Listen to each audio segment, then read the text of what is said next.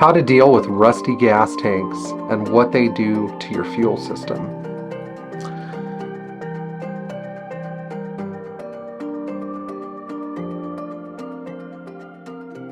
I am always baffled by how many people overlook rusty gas tanks, but that was me when I was 24 and I was putting the 3.5 coupe back on the road. The original tank had rusted out and it blocked my injectors and damaged a fuel pump, and the car just would not run. And I said to myself, what's going on here? Well, I discounted the possibility of the gas tank being rusted out. And that's something that I think we're going to talk about the 3 mistakes here that people make when dealing with a rusty gas tank. And by the way, rusty tanks affect fuel injected gasoline cars, diesels, carbureted cars. And then as a bonus at the end, we're going to talk about when you should be looking for a rusty gas tank. So let's get into it, as they like to say. The number one mistake I find with rusty gas tanks is people just assume they're not there. They don't pull the tank. And if they do pull it, I mean, even a lot of shops do this. They just flush the tank. They don't even remove it. They don't try to pressure wash it. They don't run a camera into it. They don't pull the fuel sending unit, And I've had a lot of customers, too, that just assume that their tank can't get rusty. The car's too modern. 380 SL, too modern. 560 SL, too modern. There's no way that's going to happen. They'll get a little combative with me, and I'll say, your tank is rusty. If I can stick my finger in the tank, swish it around, and get rust on my finger, there's a problem. Because the finer the rust, the bigger the bust. Those little rust particles will end up in your fuel distributor and in your injectors, or in your diesel injectors and in your injection pump. They'll get there. Now, diesel fuel filters seem to do a better job because it's a pretty low pressure system until the high pressure injection system kicks on. But on gas cars, it's a little different. It's very high pressure all the time. Now, the second mistake that people make is thinking that they can just acid dip the tank and coat the inside. I still have not found an internal tank coating that I like. I think the acid is a good idea, though. If you absolutely can't get a tank, sure, dip the entire thing in acid and see what happens. If you get pinholes in it, weld it, The best way to avoid your tank rusting from the inside, you gotta coat it with acid. Now, some people, the acid has to get everywhere. It has to permeate all the rust. Now, some people think that they can take a tank, cut it in half, blast everything out, weld it together. This does work, but we've had those welds fail. So if you're going to weld a tank together, you'd better know what you're doing, and you'd better get all the gasoline out first.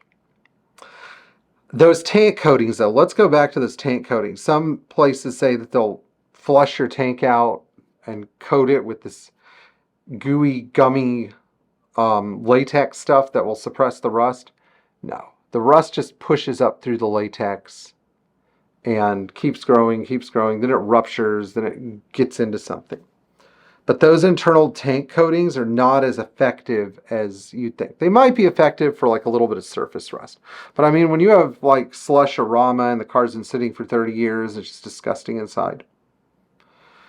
Now, Mercedes in some ways has failed miserably at producing certain types of gas tanks. If you need a 123 tank, you're in trouble. If you need a 116 tank or a 107 tank, you're in trouble. Sometimes you can get tanks from Dansk Auto Parts. Sometimes you can get used tanks, which is my preferred route, even though I hate dealing with used parts because it means another car has died. Sometimes I need a gas tank. The problem becomes more serious, though, when you really can't get the tank you need for your car. What are you supposed to do? Then you really have to do the acid dip. Now, in diesels, simply pressure washing the tank and getting all the loose rust out and then not letting your car sit with an empty tank will usually deal with the problem. Diesels, though, do sometimes get pinholes in the bottom because water will settle there. And if it settles for long periods of time, you, sir, are going to get a fuel leak. We had a 300 SDL in here years ago. Car looked amazing. It was a low mileage car. We pulled the tank out, pressure washed the inside. You always take the tank into a pitch freaking black room and put a light inside and see if you see anything.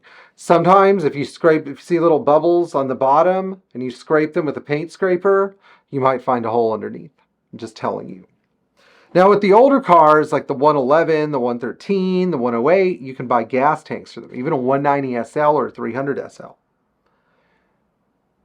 Buy a new tank from Mercedes. It's the smartest thing you can do. Don't get the Dansk Auto Parts tank. I remember one of my customers, who shall not be named, we were doing a 220S together and he got a Taiwanese tank because he didn't want to spend the extra money on a Mercedes tank. Getting that tank to fit, getting the fuel center to fit, getting the return line to, getting the supply line to fit inside the supply orifice of the tank was a nightmare. I mean, I had to ream it out with the drill and make adjustments to the holes in the fuel cylinder. I mean, it was just absurd, you know? So, I mean, you want to play with the 108, 109, 111. Don't try to save money on the gas tank. Save money by learning how to do some of your own labor and putting the tank in yourself. But don't try to save money on the gas tank and getting an aftermarket tank. You know, you can have all sorts of weird problems, gas fumes, you know, all sorts of leaks, creaking sounds, I mean, static electricity, you know, all things you don't want. Okay, so obviously point number 2 is addressing it the wrong way. The last point I have to bring up about gas tanks is not monitoring them or checking them adequately after they were flushed. So if you have a tank that's been cleaned up or whatever, you need to check it after a year. Run a camera in it, scope it, get your fuel really low. Look inside. You want to make sure it's not coming back to bite you in the ass. It's the same thing when you buy a car and you don't know its history. Look in the tank just to make sure. There's nothing wrong with that. We had a 380 SL come in here, and it was supposedly a well taken care of car. I opened up the tank. I said, "Do you want to know why this car runs so bad?" The tank is rusty.